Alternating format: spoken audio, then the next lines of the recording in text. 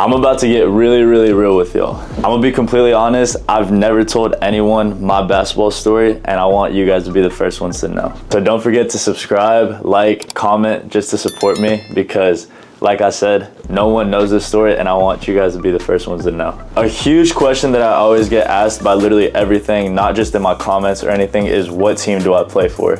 And don't worry, I'm about to say absolutely everything that has to do with me and this circular ball right here, which is my passion and my love in life, pretty much. I'll just start from the beginning. So I have always loved basketball since I was a little tiny kid. Like, since I could remember, I've always loved basketball. I always loved watching basketball. I always loved doing anything that involved basketball. What sparked that love for basketball was my dad. My dad, he's like my hero pretty much, but my dad played basketball when he was younger. So a little backstory. I live in the United States and I was raised in the United States. I was born in the United States, but all of my family and everyone in my family is from Colombia. Both of my parents are from Colombia. My mom's from Barranquilla, which is like the coastal part of Colombia. My dad's from Medellin, which is like my favorite part of Colombia. So when he was in Colombia, he played basketball for his state, he played for his college, and he also played in the army, which was really cool. But since I was little, he always like would try to teach me how to dribble, how to shoot, even though I shoot a lot better than him now. But don't tell him I said that. But he would always try to teach me how to play basketball, but I never really wanted to learn until like I literally finally got the motivation to learn myself. And since that day, I literally didn't turn back.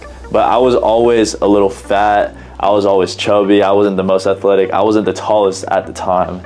And it was really hard for me to compete with the people around me. Fast forward to around middle school, I loved basketball. I literally would train every single day. I would shoot every single day, but I wasn't good. I would say train, but I was just shooting around. I didn't understand like the fundamentals of basketball because I never played on a team. It was just my dad teaching me how to play basketball, and he played it the Colombian way, which is, let me tell you, it's very different from the way in the United States. In middle school, I didn't make any of the teams. I tried all 3 years. All of my friends made the teams.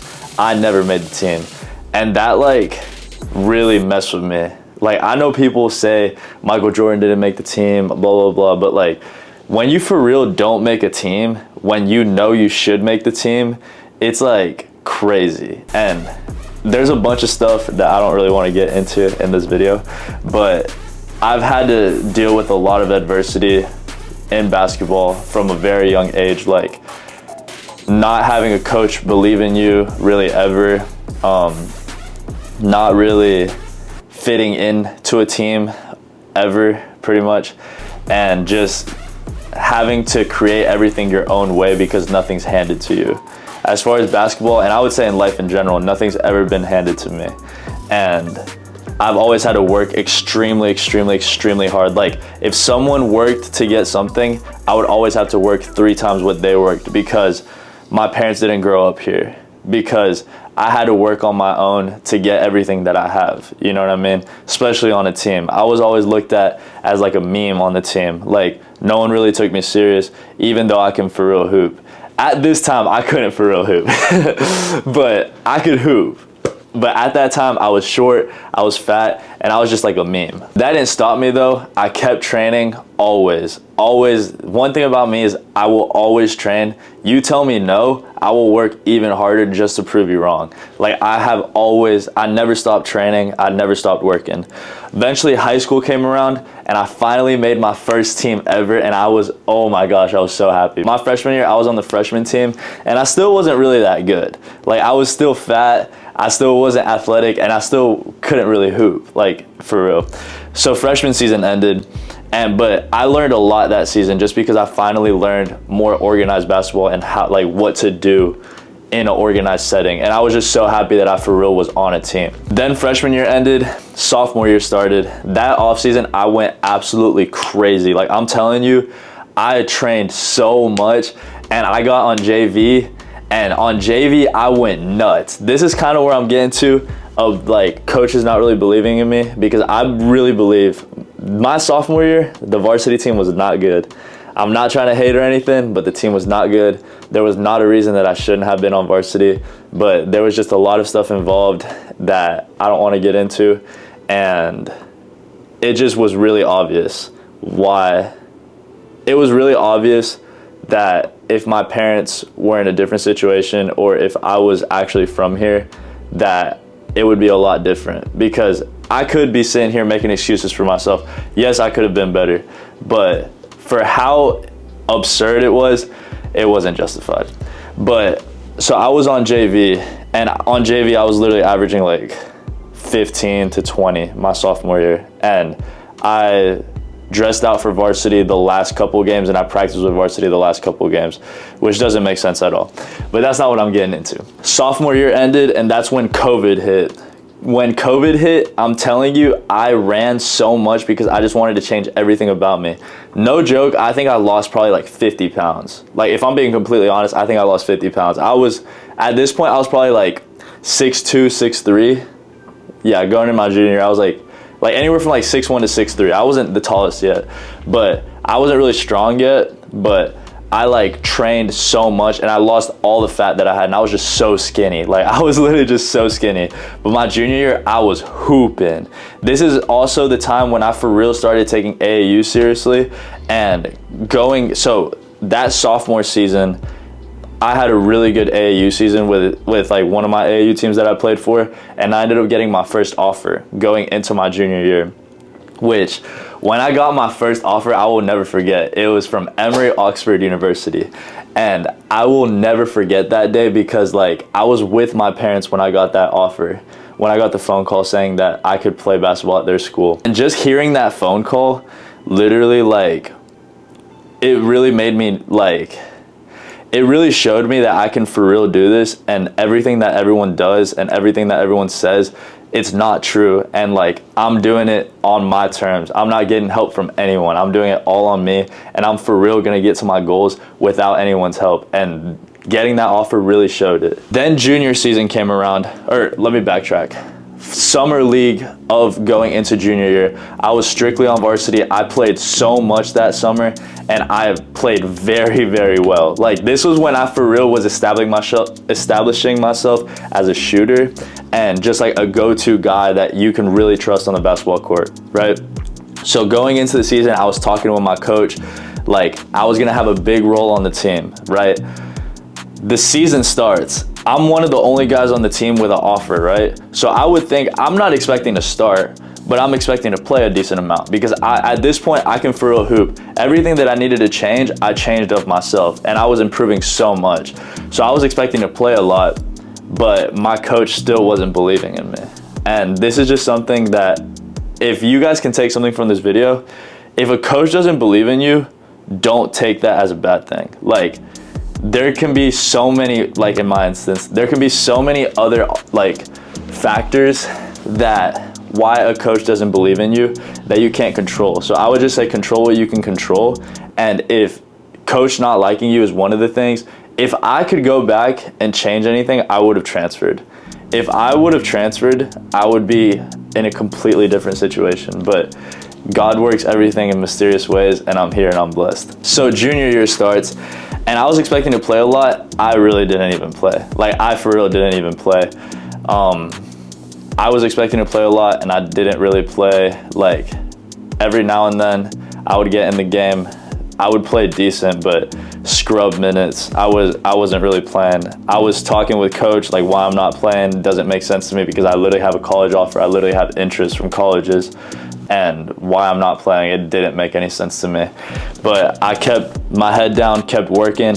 Every single morning, I would be at the gym at 6 a.m. training every single morning, because that's how hungry I was. And I just wanted to prove everyone wrong, because I had so many doubters. My best friends literally were my biggest doubters. And to this day, it literally showed that they were my biggest doubters. And then junior year ended, and that's when that AAU season, I went nuts. I think I had like 1 or 2 tournaments, and from those 2 tournaments I got probably like 12 college offers. That's when I went absolutely insane.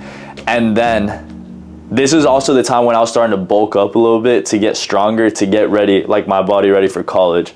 At this point, I had around like 12 or 13 offers, and I was just so excited.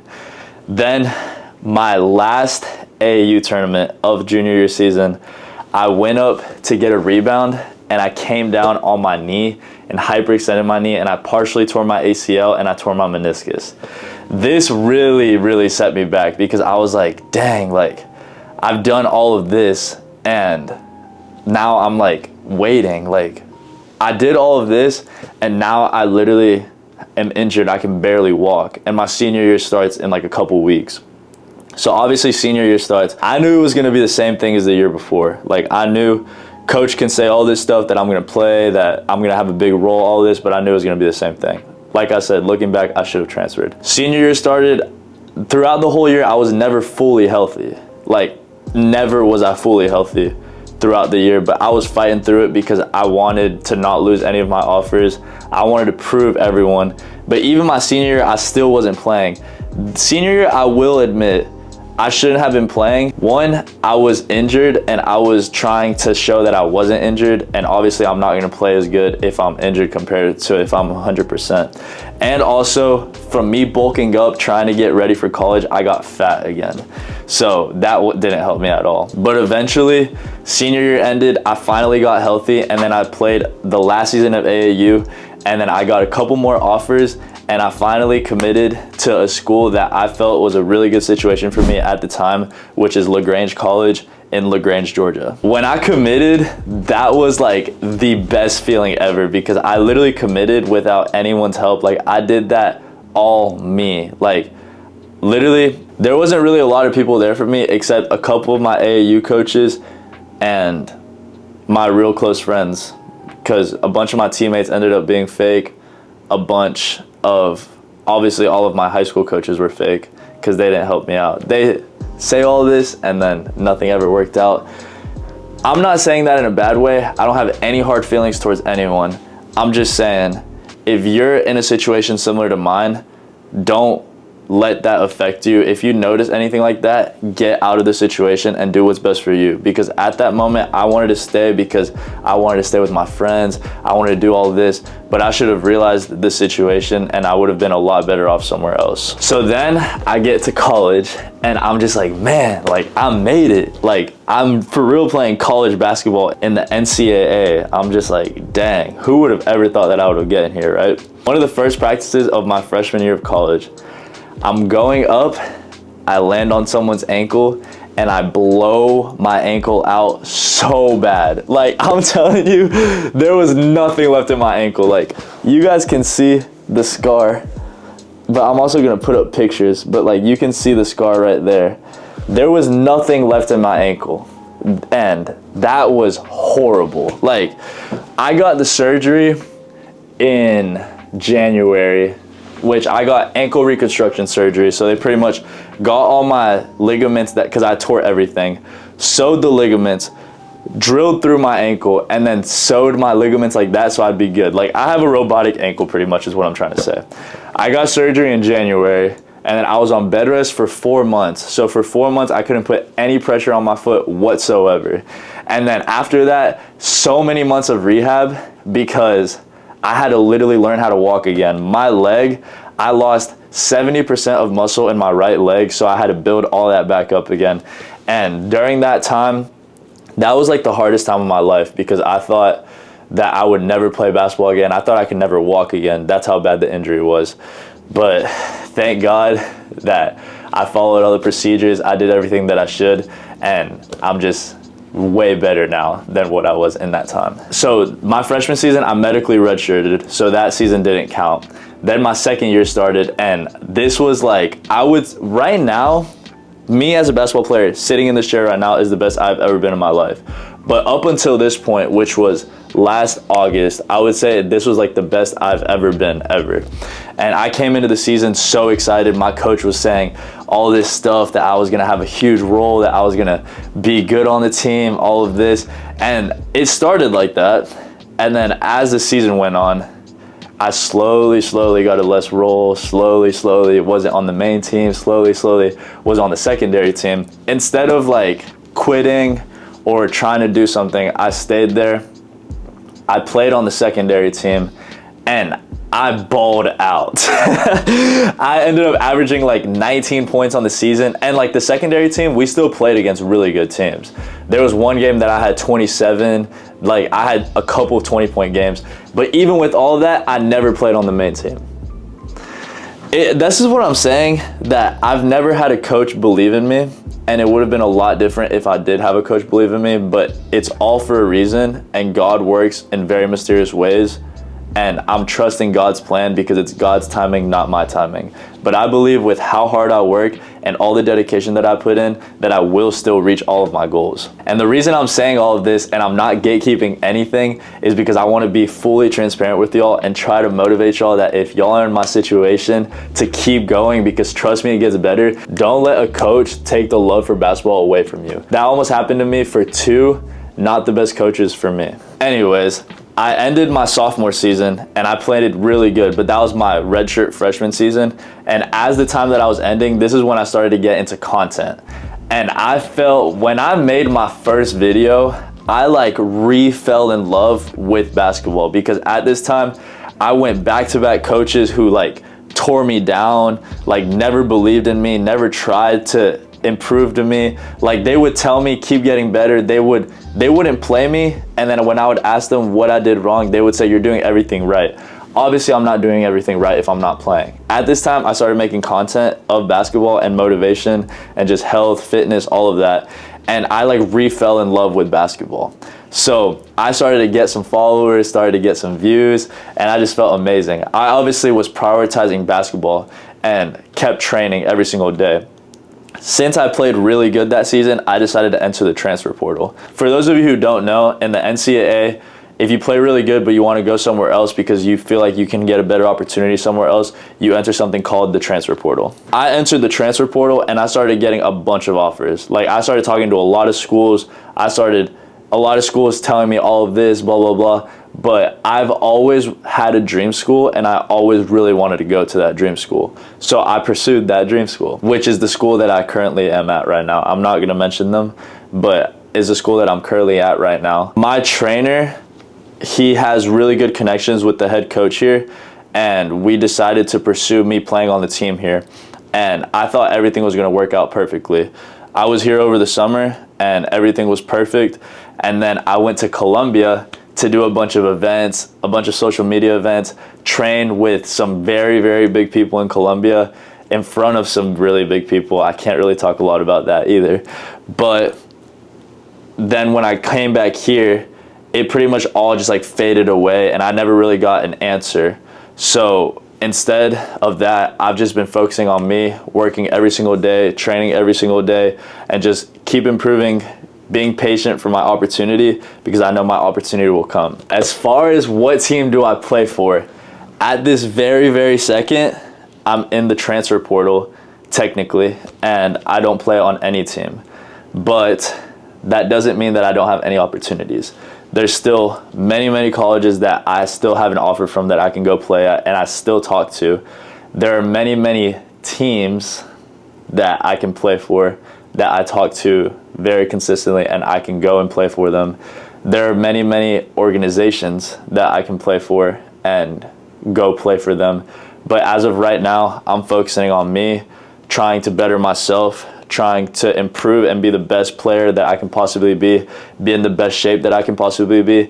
And I'm focusing a lot on content so I can motivate you guys and just inspire anyone that I can. And anyone that can relate to me, just know that it all gets better.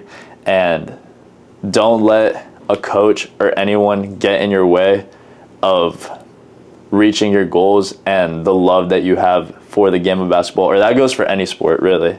But as for me, it's for basketball. So as far as the upcoming future, there are some huge things on the way that I'm very excited to share with y'all.